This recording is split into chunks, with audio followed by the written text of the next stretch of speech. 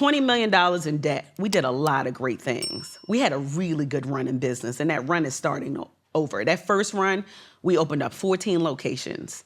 We bought $10 million in real estate. We did all of the things, right? Like, so nobody could ever say, like, the infrastructure of the business was organized. We had the C-suites. We had all of the things. You've never seen it before. So, like, we were running. But what happens with startup companies, especially Black-owned businesses, if you don't have the level of financial support to continue to fund you so that you can grow, you're going to crumble, no matter how, no matter what you try to do. So here it is.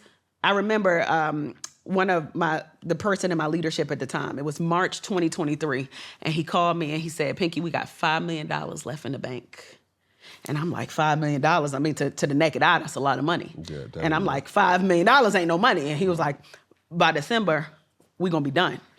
And I'm like, here it is, I'm pregnant. I just found out I was pregnant. My due date was in December. So in my mind, and at the time I wasn't running the company, okay? So I wasn't running day-to-day of the company. I'm the mascot. I'm doing all the interviews. I'm doing all of it. You're the ambassador. I'm the ambassador, as I should be at that time. Correct. I'm not the day-to-day operator. I have people in position doing what they're supposed to do, what I paid them to do. Right. So I get the call that we got $5 million left in the bank. So once upon a time when, investors are laying at my feet, now all of a sudden they're like, we don't really know, right?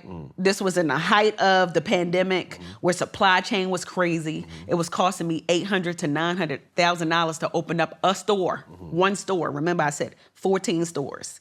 So we get down to December, and I'll never forget it. That same person was like, hey, we might have to file for bankruptcy. I said, I'm not filing for no bankruptcy. Are you crazy?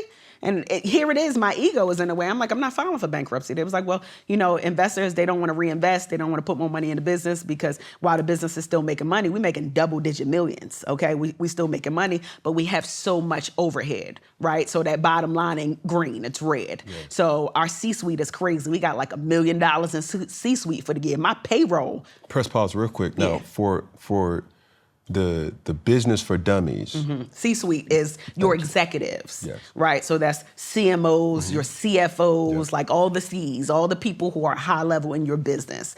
So that adds up to $1 million alone. I'm not even talking about my 400-something employees. Yeah. So while we're operating a functional business, like the business was clean, I'm talking about state of the art. You would have thought we was working at Google. Things were way too expensive. We were way too ambitious for where we were in business. And then also, I could be honest about this now. There were some locations that we should have never opened up, right? It felt right at the time, but the locations that we put Slutty Vegans in, some of them, the people where we put Slutty Vegan, they couldn't afford the food.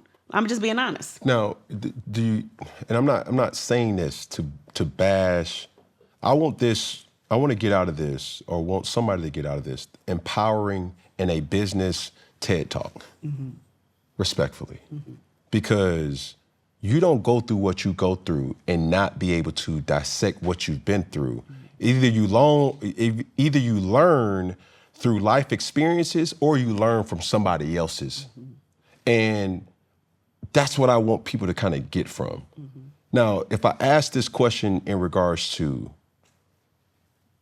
knowing what you know now, what would you do different?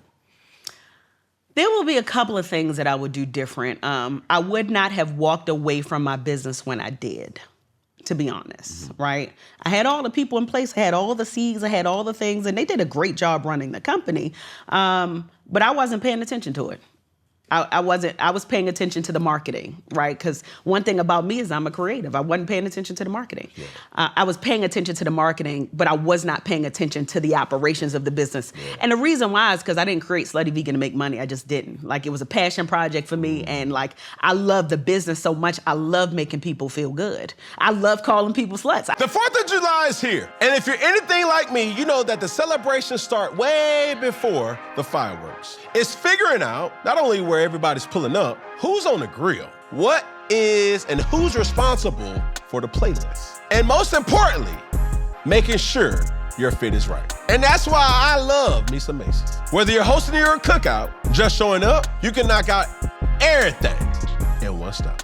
Grab the outfit, the shoes, and all the countless accessories. But peep this though, you can also get what you need for the backyard setup. Not you running all over town. Man, you got a place that is a one-stop shop where you can piece everything together. Try to fit on, make sure it feels right. Put the whole fit together before the day gets here. That's how you avoid last-minute surprises.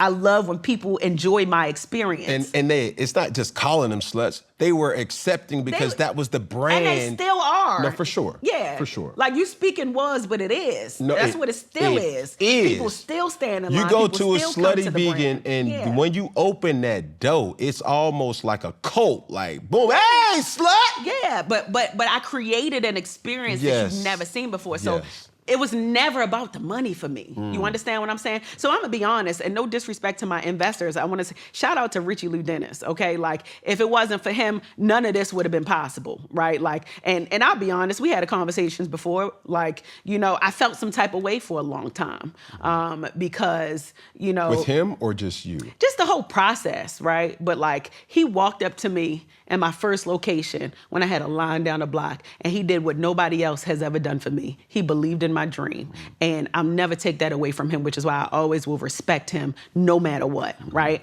So he is my lead investor, and then I had some other investors. So here it is, $20 million in debt. I wasn't the one communicating with my investors, my other leadership was. So rightfully so, they like, no, we're not putting no more money in the business. Like, we're not. Right? So here it is. I'm mad. I'm like, come on, y'all help. Like, we need your help. But they, you know, now that I look back, hindsight 2020, they saw something that we didn't. They was just like, you know, we just don't want to put more money in the business at this time. Right? And what was the reasoning though? We just had so much debt. we had so much debt. We had all the software, all of these things. It was just so much debt. And it was, in order for us to stabilize where we needed to stabilize, all we needed was like $3 to $5 million. That's all we needed was like $3 to $5 million. But now $3 to $5 million come at a cost, right? When you have these locations, you have all of this stat, and when investors are looking at the numbers and they like, yeah, y'all making a lot of money, but look what y'all are burning every week. Yeah. You understand what I'm saying? So now we built this big infrastructure. So when you cut something, it's critical. Yeah. You understand what I'm saying? You cut the marketing team, that's the business. Yeah. You understand what I'm saying? Yeah. And we start cutting things and you started to feel it. So now it's compromising the experience of the business. So now I come back in the company. I had my baby in 2023. The first thing I do, I'm asking them for money. They like, we'll give you money, but it's going to be expensive money. And I'm like, all right, well, watch me work. I picked up the phone and I called Robert Smith. And I said, Robert, I got this property for $2.5 million in DC. Can I sell it to you? 3 days, he gave me the money. 3 days. So now in my mind, I'm going into that hustler, the hustler that used to throw the parties back in the day. Right? You triggered an emotion. Exactly. Because now I got that 2018 energy again. Because I'm like, all right, everybody's playing with me. I'm going to show y'all that I'm going to get my business back to where it needs to be. Right? So I start selling off my real estate. You know, the property, the Delia's off of Northside and Marietta, I owned that.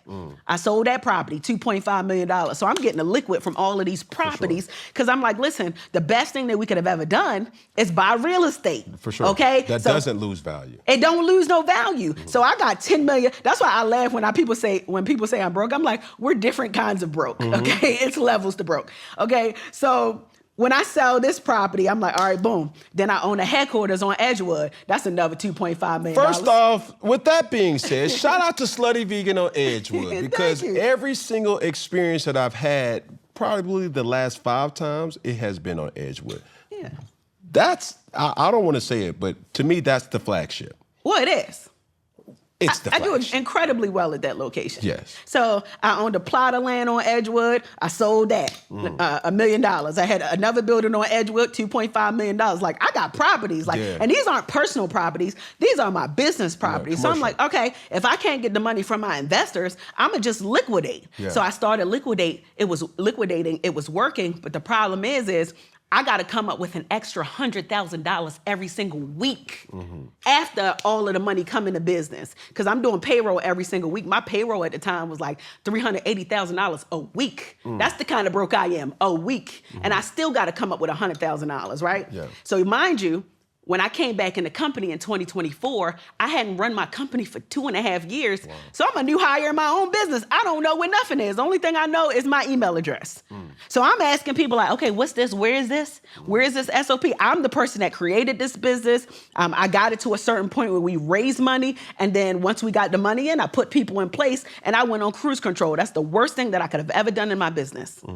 You understand what I'm saying?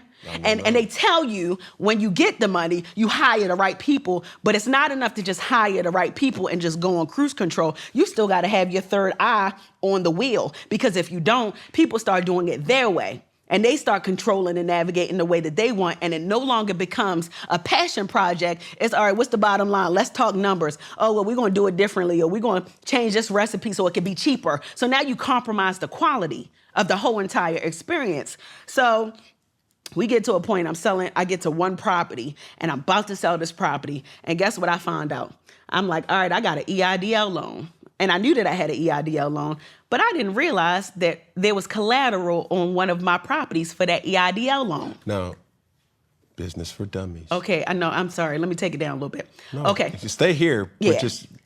So for the people who don't understand, I'm talking to you, okay, collateral. That means they will give you money, but they're going to hold on to something that you already own just in case you don't pay, okay? Or default. Or default. So one of the properties that I was supposed to sell the night before I found out that that property was tied to my EIDL loan, which was $1.4 million. Now, hold on to that number, because the $1.4 million, I'm sure you saw that on the news. Yes, ma'am. Okay? That was not me personally. That was from my company. Okay. But because I was a personal guarantor, yes, I had to eat it. You following me?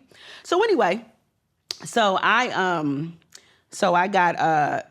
couldn't sell that property right away. It took me 14 weeks, okay, to remove the collateral. And I end up having to sell the property, and the proceeds of it was like $700,000. And I had to put it on to the EIDL loan, which brought it down to $1.4 million, right? So because I had that 14-week lag, I couldn't pay my payroll. And my investors was like, hey, just put the company through a restructure. Like, we this is where we at. Just put the company through a restructure. And I'm like, y'all, like, this is going to be a PR nightmare. Like, here it is. We have this incredible company. I don't want to be no Netflix documentary. I just don't. Yeah. Right? And it was like, okay, this is where we are. So I fought. I fought for a long time, and I cried for a long time. I was depressed for a while, because I'm like, here it is, still lines down the block. I'm like, y'all, do y'all not see what I see? Yeah. Like, there's lines down the block. There's people that love my brand. Like, help me. You understand what I'm saying? And I'm only saying this now because I've healed from it, and I'm not even mad at them. I wouldn't change a thing. I'm glad that they did it how they did it, because if I could go back and turn back the hands of time, I would have did the restructure a long time ago. Yeah. You understand what I'm saying? So anyway, so I finally woke up one day and I said, you know what? I'm gonna do the restructure. I can't take it no more. Like, I started pulling out money out of my pocket, $84,000 a week out of my pocket, to make sure that my employees were paid. Yeah. Now, I'm already dealing with the reputational hit from Bar Vegan. Yeah. Okay, you remember that? No, right here on Pont City Market. Pont City Market had Bar Vegan. My leadership in that company was running the company. And now my CFO has since been indicted for stealing from me in that company. But guess whose name was on the door? You. Mine. So now Pinky don't pay people. That's where the Pinky don't pay people narrative come from. And I'm like, shit, I wasn't even running that company either. Yeah. You understand what I'm saying? They don't care about that. They don't care. We see Time Magazine. Yes. We see Forbes. We see a person that's flaunting business. They don't care. So which is why I've took accountability for everything, because I could have literally have been unprofessional and said a lot of names out loud, but for what? Yeah. Success is my biggest revenge when it comes to Slutty Vegan and all of the great things. And here it is, we're in the biggest economic crisis and my business is still thriving. Yeah. People are still coming through the door. You see my pop-ups that I have, lines still down the block. People are still patiently waiting. So when I did that restructure, February 2025, it meant I no longer owned the business anymore, okay? And for 43 days, that's when I didn't own the company. Who did? The estate. The estate took over. So my investors, they were removed off the cap table. They didn't have anything to do with the business anymore, nothing.